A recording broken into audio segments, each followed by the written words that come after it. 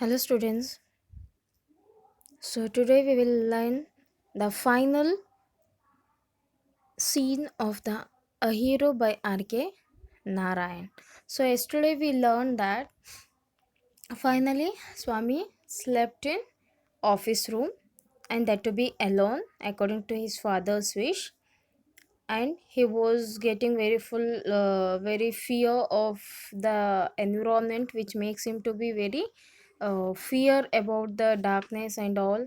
And he was the overall night he was continued with the frightful nightmares and etc. And always he was thinking about the negative, the ghost and monster and all, which will attack him and which will kill him. So finally, um, he found something in the room, in that dark room, and he was grabbed it, and he used his teeth as a mortal weapon in the third scene we saw.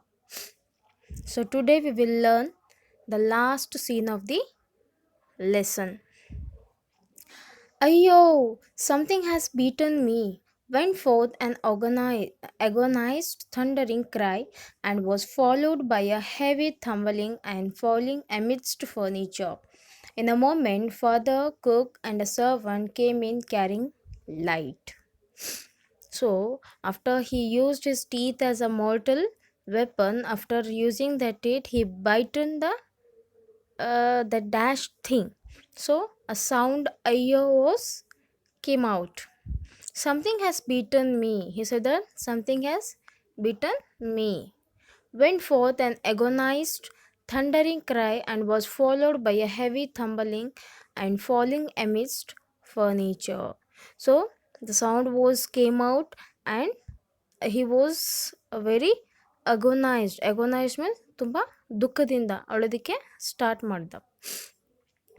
And how that is, it is a very thundering cry means a kind of helpless helpless cry, and was followed by a heavy tumbling and falling amidst furniture. So ಒಮ್ಮೆ ಬಿದ್ದುಬಿಟ್ಟ. ಥಂಬ್ಲಿಂಗ್ means ಉಳ್ದ ಬಿದ್ದುಬಿಟ್ಟ ಅವನು. Falling amidst furniture, between the furniture. Amidst means between. So he fell between the furniture. In a moment, father, cook, and a servant came in carrying light. So in that moment, after listening this sound, the father, cook, and a servant came into the room with carrying a light.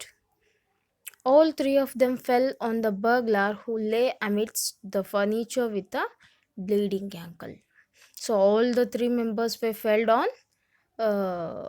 on the burglar, who was between the furniture with a bleeding ankle. That burglar's ankle was infected. It was injured by Swami.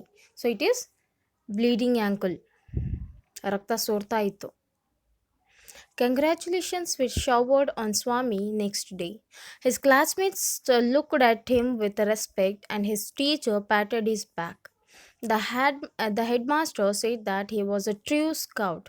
Swami had beaten into the flesh of one of the most notorious housebreaker of the district, and the police were grateful to him for it. So next day, the congratulations were showered on Swami because he helped the police. His classmates looked at him with a respect, and his teacher patted his back. So all of his classmates, friends were looked him with a very respect. Even if you done any some kind of social work, then you will also get a same respect from the society. And his teacher patted his back. His teacher also patted his back. ಅಂದರೆ ಶಬಾಷ್ ಅಂತ ಅವ್ನ ಭುಜ ಹೊಡೆದು teacher ಹೇಳಿದರು. The headmaster said that he was a true scout, and his headmaster also said that he is a true scout. Swami had beaten into the flesh of one of the most notorious housebreakers of the district. So what the Swami has done, he beaten on the ankle of most notorious housebreaker of the district. So who is that burglar? He is a most notorious, and he was wanted to the police department. So most notorious housebreaker of the district, and and the police were grateful to him for it, and even police were very grateful to Swami because of him they got a this burglar. The inspector said, "Why don't you join the police when you are grown up?" Swami said, for the sake of politeness, certainly yes, though he had quite made up his mind to be an engine driver, a railway guard, or a bus conductor later in life. So the inspector said that, "Why don't you join the police when you are grown up?" ಯಾಕೆ ನೀನು police ಡಿಪಾರ್ಟ್ಮೆಂಟ್ಗೆ join ಆಗಬಾರ್ದು ಯಾವಾಗ ನೀನು ದೊಡ್ಡವನಾಗ್ತೀಯ ಅವಾಗ. Swami said, for the sake of politeness, certainly yes, though he had quite made up of his mind to be an engine driver, a railway guard, or a bus conductor later in life. So because of politeness, he's a polite boy, so he said that certainly yes, but he had a mindset of he was already set his mind of becoming a engine driver or a railway guard or bus conductor. So for to respect police, he said certainly yes. When he returned home from the club that night, father asked, "Where is the boy?"